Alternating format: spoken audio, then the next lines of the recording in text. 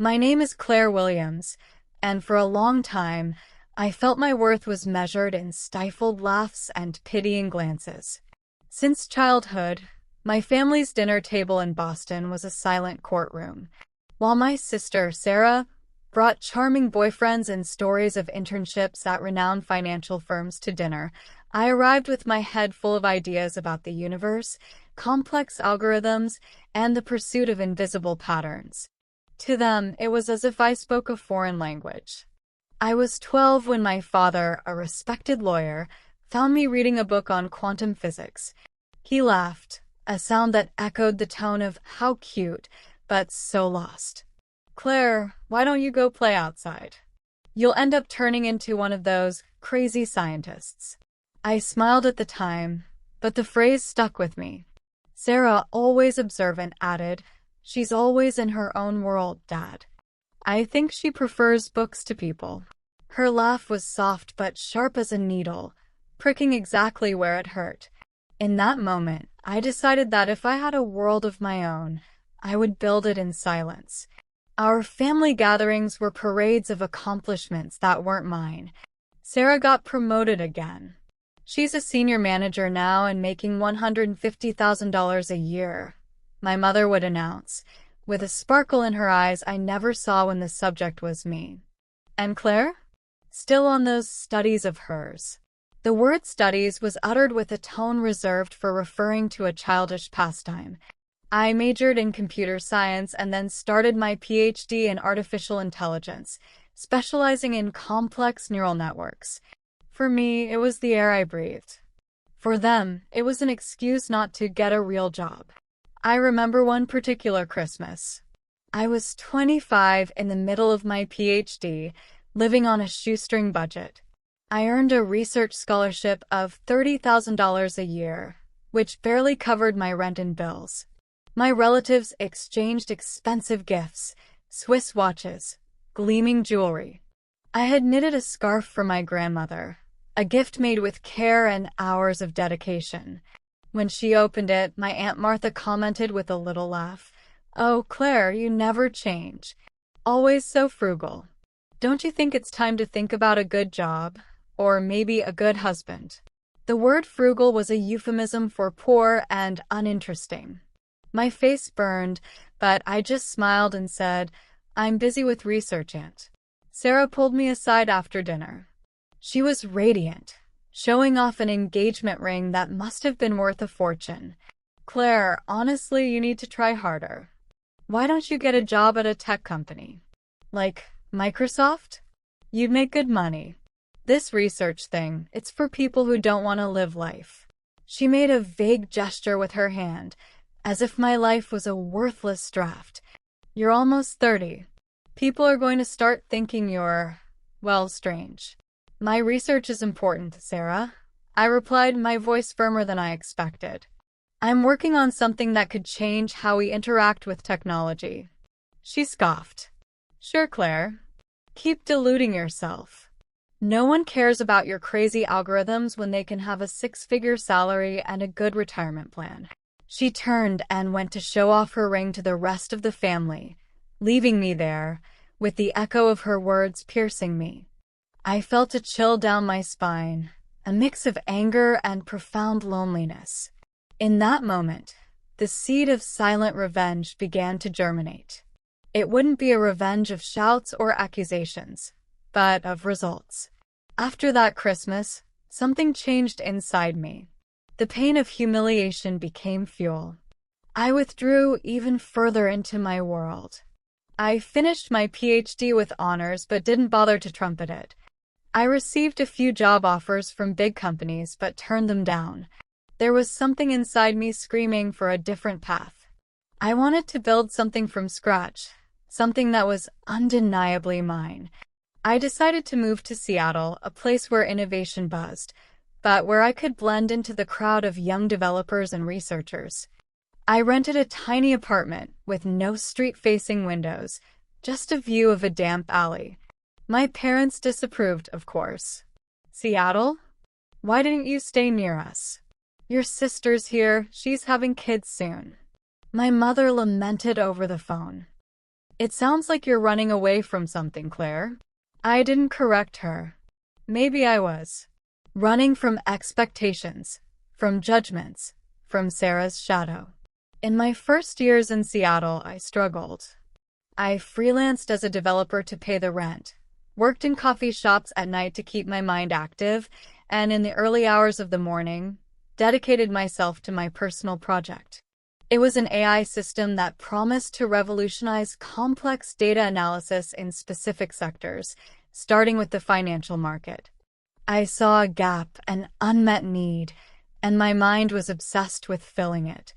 I slept very little. My diet consisted of coffee and instant noodles. There were moments when despair hit, when the lines of code seemed endless and the loneliness weighed like an anchor.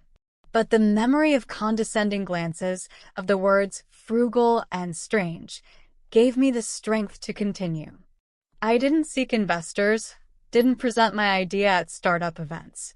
I wanted to prove to myself that I was capable, without interference or the need for external validation.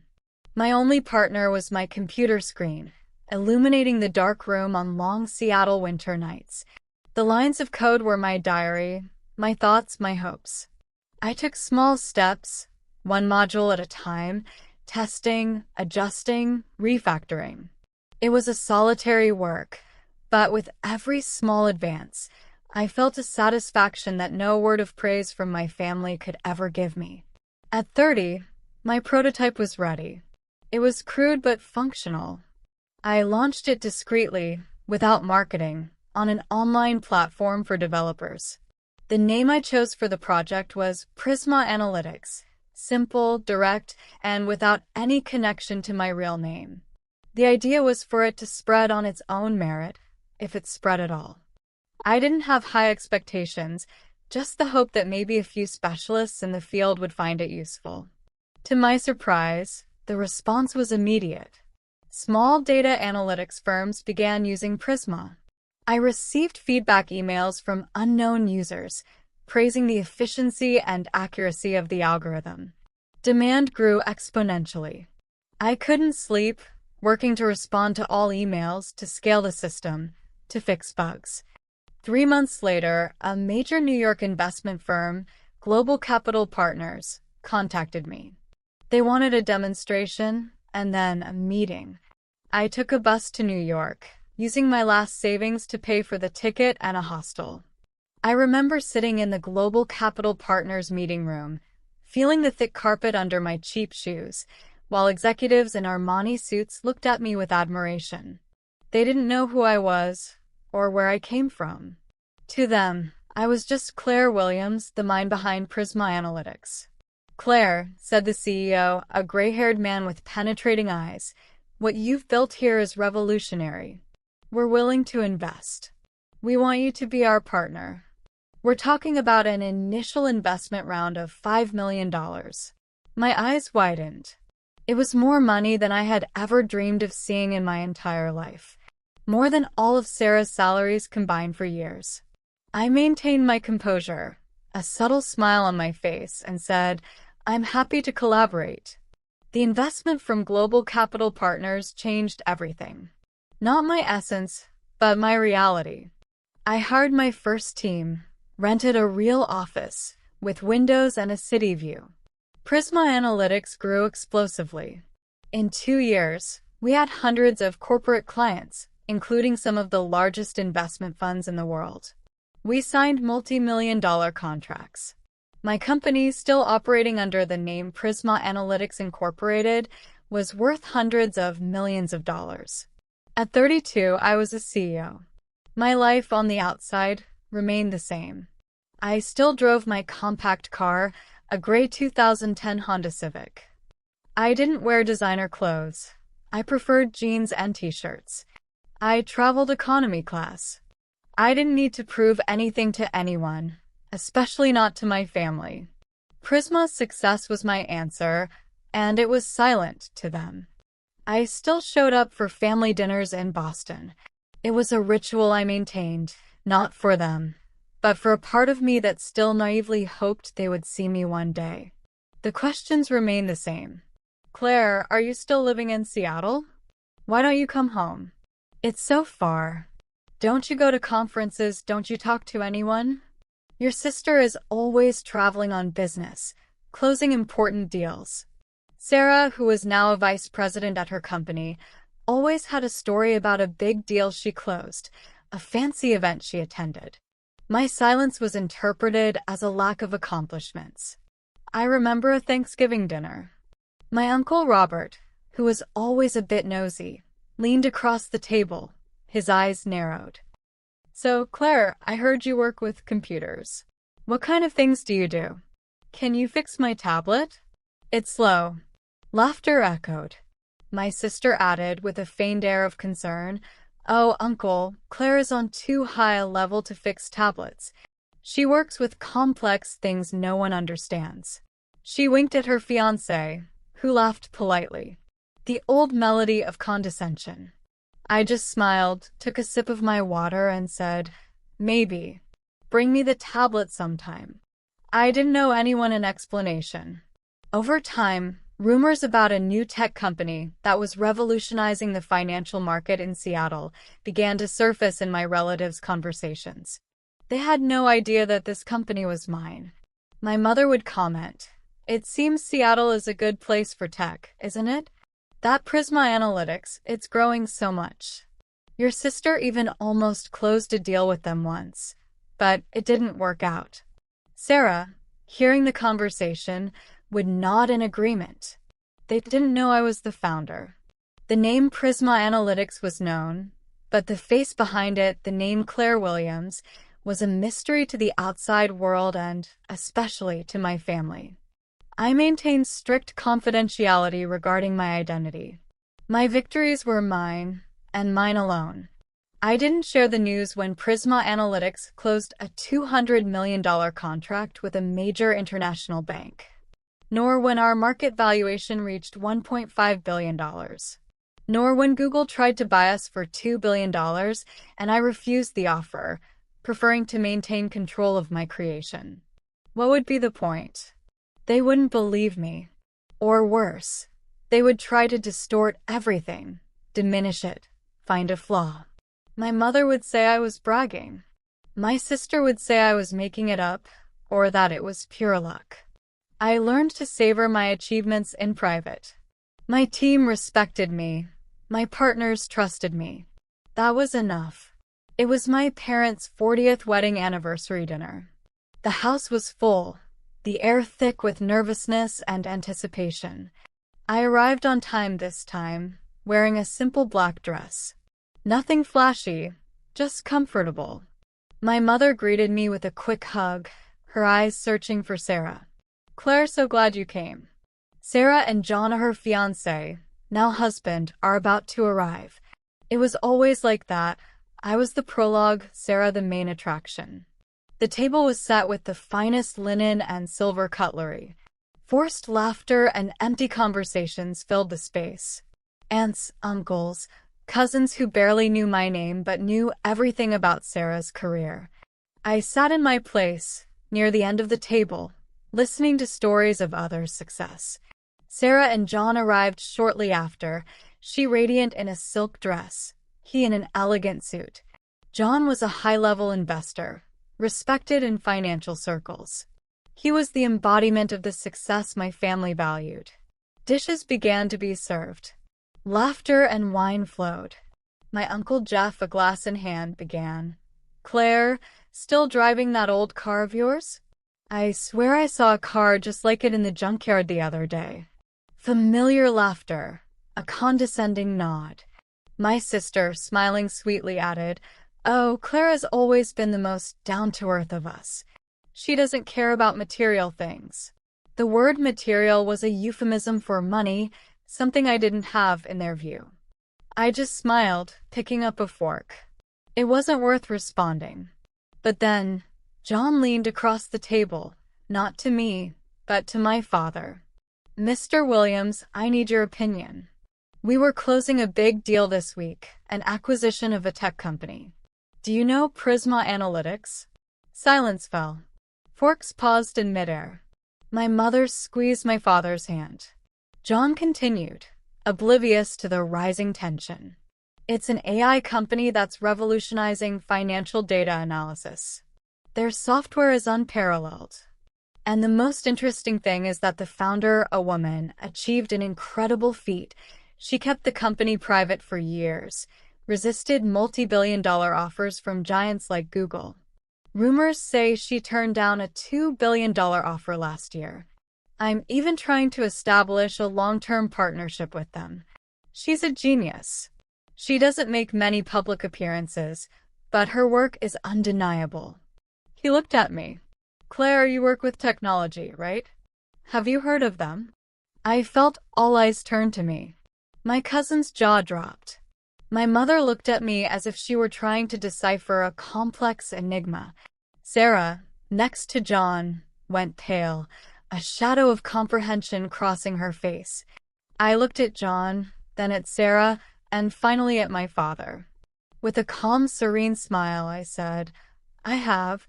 In fact, John, we can discuss the partnership tomorrow if you like. I am the founder of Prisma Analytics. The room plunged into absolute silence. It was a heavy silence, laden with unspoken truths, with years of prejudice and underestimation. Sarah's face was white as paper. She stammered, W what? Claire, joking, right? I rose slowly, my napkin folded and carefully placed on the plate. No, Sarah. I need to go. I have an early flight tomorrow. But dessert? My mother exclaimed, her voice too loud, full of despair. I know, I replied. I walked towards the door, feeling their eyes burn into my back. The same people who had spent years ignoring me, diminishing me, were now desperate to redefine me. But I wasn't there to help them. As I passed through the living room, I heard a cousin whisper, she has a billion-dollar company. No one followed me. I got into my gray Honda Civic, the same car that had been the subject of so many jokes. The engine started smoothly. I sat there for a moment, my hands on the wheel. The lights of my parents' house shone in the rearview mirror. Sarah was probably trying to craft a new narrative, one that kept her as the protagonist of the family story. But this time, the pen was in my hands. I didn't care if they believed it or not. The validation I saw didn't come from them. It came from every line of code I wrote, every employee I hired, every challenge I overcame. The moment of revelation wasn't planned, but when it came, it was like a tide, relentless and undeniable. I didn't need a microphone. The truth just needed a moment. And it did the rest. I drove to the airport, windows down, the cold Boston air on my skin. There was a freedom in not having to explain myself anymore, a peace in finally leaving behind the weight of a room that was never built for me. Later, at the airport, while waiting for my flight in the VIP lounge that was now my privilege, I received a message. It was from John, Sarah's husband. Claire, I'm sorry if I caused any embarrassment tonight. I truly admire what you've built. This is incredible. I looked at the message for a long time. I replied, Don't worry, John. Embarrassment is part of clarity. He read it instantly. A thumbs up. That was enough. I lay in my Seattle hotel bed hours later, the ceiling above me a silent canvas. I remembered being 10 years old, drawing circuits in a notebook while my sister was praised for perfect grades. I remembered the times my science projects were deemed too good to be mine. Small wounds that, over the years, made me bleed in places no one saw. But today, I no longer bled. I soared. The next morning, a text message from my mother. Why did you never tell us about your company, Claire? I didn't reply. The question wasn't about curiosity. It was about control. My silence was the only honest answer. Hours later, a cousin I hadn't spoken to in years sent a cheerful message, talking about getting coffee. Suddenly, I was interesting. But the invitations no longer meant anything. They weren't about getting to know me. They were about the proximity to a story that had changed shape. I politely declined. No anger, just clarity. 2 weeks later, My private jet awaited me for a meeting in London.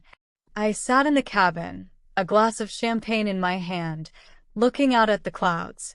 The sun hit the wing at the right angle, a clean line of light cutting across the sky. I smiled, not because I was on a private jet, but because I was flying free. Not everything needs to be a confrontation.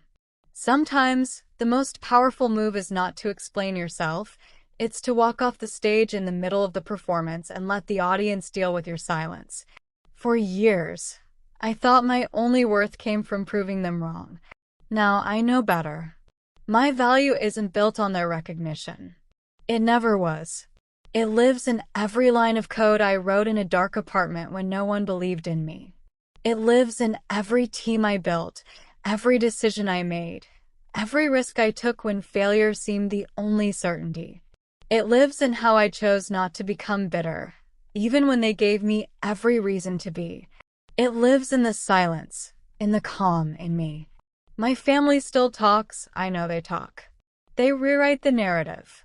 They turn me into a mystery, maybe even a villain. Let them, because I no longer live in the version they have of me. I have outgrown it. Thank you for listening to Claire's story. If you liked this video, please like and share to support us in bringing more inspiring stories, and subscribe to the channel so you don't miss any new releases. See you in the next video.